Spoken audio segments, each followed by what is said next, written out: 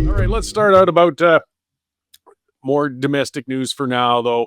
Strikes, they've been crippling Canada for years. You know what? It's time we had it out with the unions. They've become too empowered, arrogant, and greedy thanks to decades of governments pandering to organized labor rather than reasonably and firmly negotiating with it.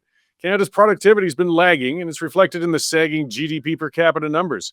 It's also difficult to draw domestic investment into domestic industries when unions are rampaging unchecked. I mean, the list of damaging labor actions just in the last couple of years is long and ugly. Dock workers, rail workers, airline workers, federal civil servants, postal workers.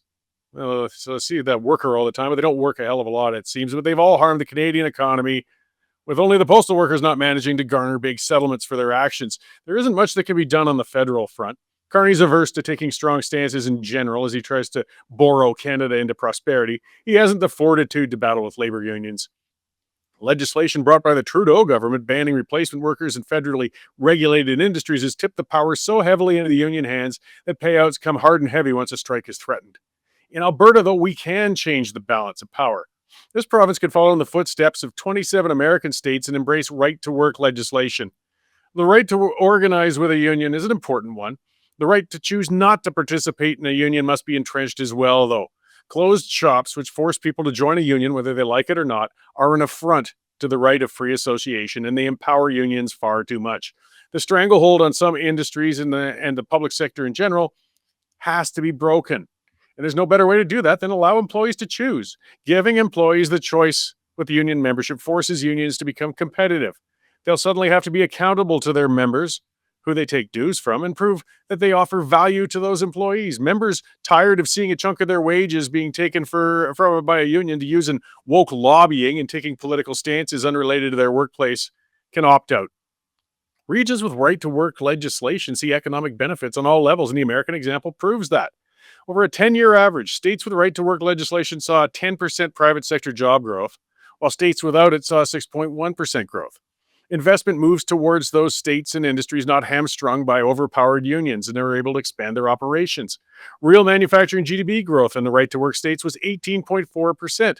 In the non-right to work states, it was 12.7%. Ontario, with its ailing manufacturing sector, should be keeping this in mind. After-tax income growth in right-to-work states was 21.3% versus 16.8% in states without it. That's a big one. Unions like to claim raises only come through union pressure, yet in the states where employees have the option to directly negotiate their own compensation, the employees garner more money. Well, at least the competent ones do. The reason they take home more after tax is because the state government can operate more efficiently without being controlled by unions, so they don't need to tax as much. Kansas and Missouri offer a great example. They're right next to each other. The cost of living is similar. The median household income in Kansas, though, where there's right to work legislation, is thousands of dollars a year higher than Missouri, which is right across the river. The poverty rate in Kansas is 11.1%. Really high, but it's still lower than the 13.4% in Missouri. The stronger economy fostered through employee empowerment with right to work legislation serves everybody. States with right to work legislation experience 48% fewer workdays lost due to strikes. Employees make more money while citizens are chronically held hostage with strikes. Everybody wins, at least everybody aside from the union executives who profit on labor unrest. So in Alberta, Gil McGowan heads the Alberta Federation of Labor. His organization takes a little bite out of the wages of almost every union member in the province, and he has guaranteed spots on the executive of the NDP.